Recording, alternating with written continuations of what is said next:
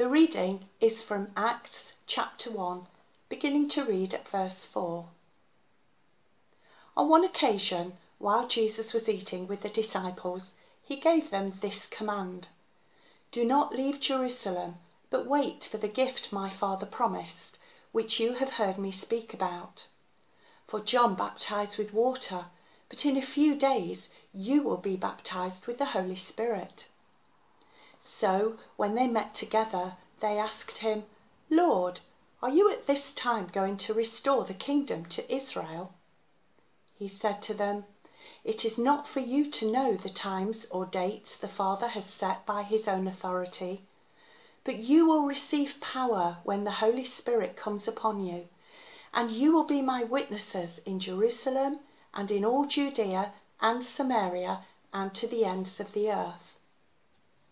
After he said this, he was taken up before their very eyes, and a cloud hid him from their sight.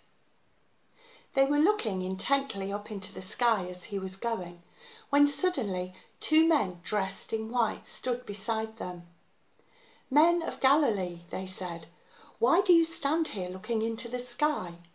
This same Jesus who has been taken from you into heaven will come back in the same way you have seen him go into heaven." This is the word of the Lord. Thanks be to God.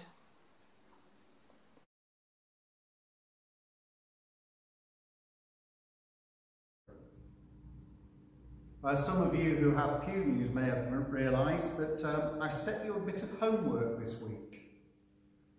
I gave you 5 passages from Luke's Gospel. Well, actually, accurately 4 passages from Luke's Gospel and 1 from the beginning of Acts, the Ascension Day reading, which we've just had. Thank you, Linda.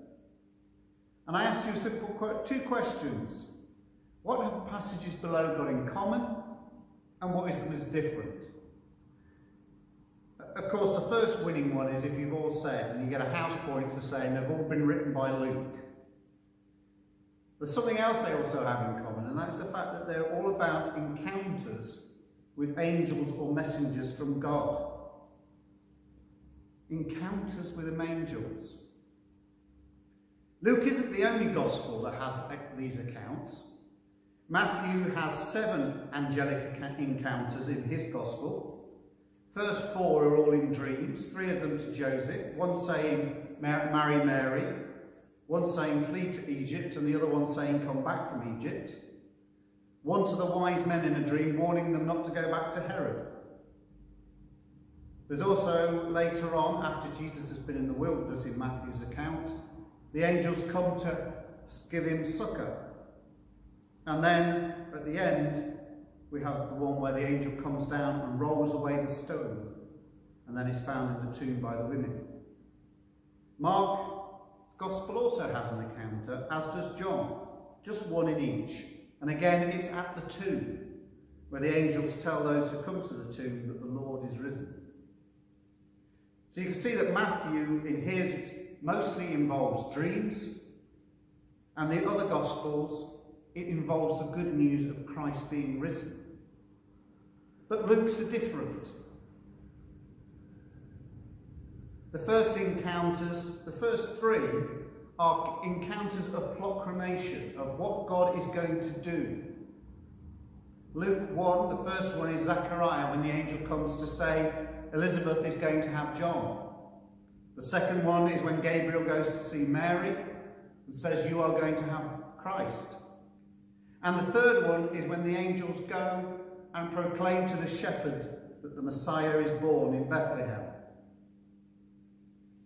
And the last 2 happen, one on Easter morning and the other one in the recount we've had today. The first 3 can be called proclamations. The last 2, I call them the why. Look what the angels say. They are the questions. In Luke 24, the first question to the women is, "Why do you look for the living among the dead? He is not here. He has risen." And then they go on to make a statement about remember. Remember what he told you when he was in Galilee. That the Son of Man must be handed over to sinners and be crucified on the third day rise again. Remember what he told you. And then the account we've had today, which I love. You can imagine 11 of the disciples all staring up into the clouds where Christ has gone to. And suddenly 2 men up here stood next to them. And they're looking at the disciples. And what do they say? Men of Galilee, why are you looking up towards heaven? This Jesus has been taken up from heaven and will come back in the same way.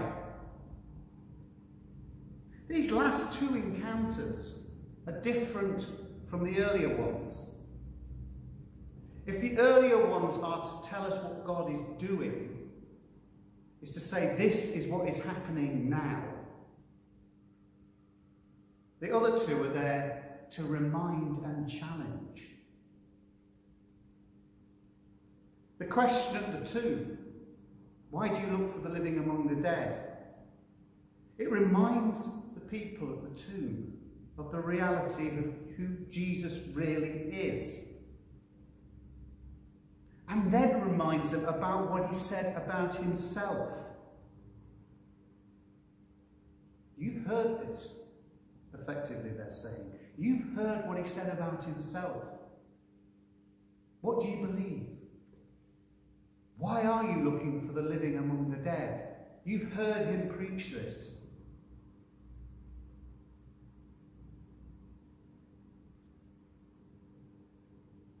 Again, with the men in Galilee, the disciples all stood there.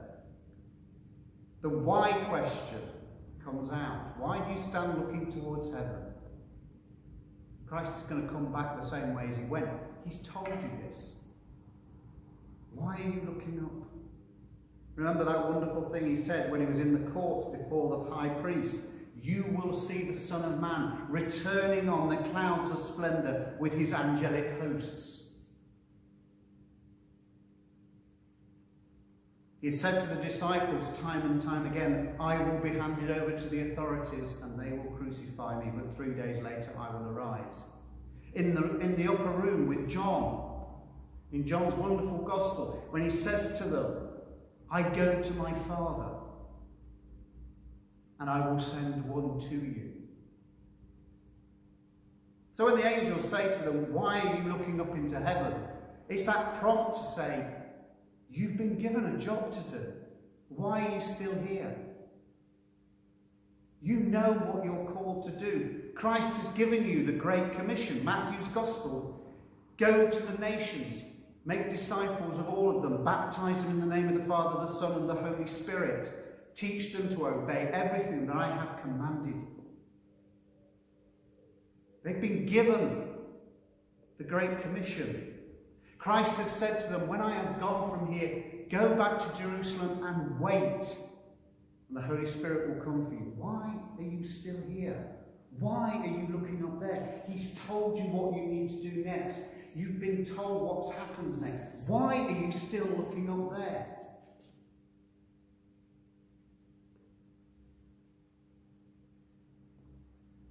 These are questions that challenge faith, but also challenge us to take on board what we need to do.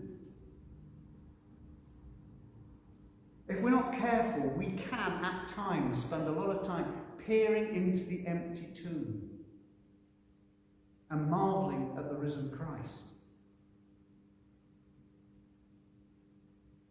And yet, we need to take that and go out into the world. Why are you looking for the living among the dead? He is gone. Effectively, the why question is there to move us from one place to the next place. It's to get the disciples and the believers to take on board Christ's mission. The wonderful commission of Matthew's Gospel. It becomes a matter of faith and mission. And that's why the disciples needed to go back and wait for the Spirit. Wait for Pentecost, for the arrival of God's Spirit among them. They cannot spend their lives looking up. We cannot spend our lives looking down into the tomb or up into the heavens, but down and around at what we are called to do. Now, it's easy for us to say, hang on though. The first 3 in Luke's Gospel, the angels came and told everybody what was going to happen. Can God not just keep doing that?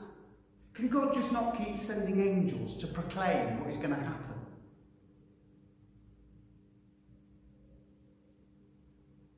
Well, first of all, there's no guarantee that if the angels came and proclaimed that people would believe. Look at Zechariah. He wasn't convinced when the angels said Elizabeth is going to have a baby. And he lost his voice for 9 months. The second thing is actually, look at the example of Christ's own life. Christ walked and talked and shared and was with people. And that is the example we are to take. That's the role of the Great Commission, that it becomes a matter of our faith to be missional. It becomes a matter of our faith to look around us and share. The why questions of the angels are the questions which should stimulate us to do. Know what we believe. Why do you live for the living among the dead? He is risen. Why do you stand looking up? You have the Great Commission. At that point, the disciples and the apostles became heralds of the Lord in the way that angels had been. They became the watchmen on the tower, calling out, "See, the dawn is coming." That is what we are and we are to become. We are proclaimers of the faith, like the angels. But we are proclaimers of the faith, like Christ, who was human, like we are. And the faith we share is based in the flesh of Christ and in the glory of Christ. We no longer seek for the living among the dead. We know where he is. We do not need to continually look up because he has sent his Spirit to dwell with us.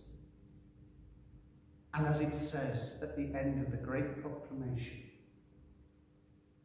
I am with you always to the end of the age. To look for Christ is to look around our world now and to carry out his mission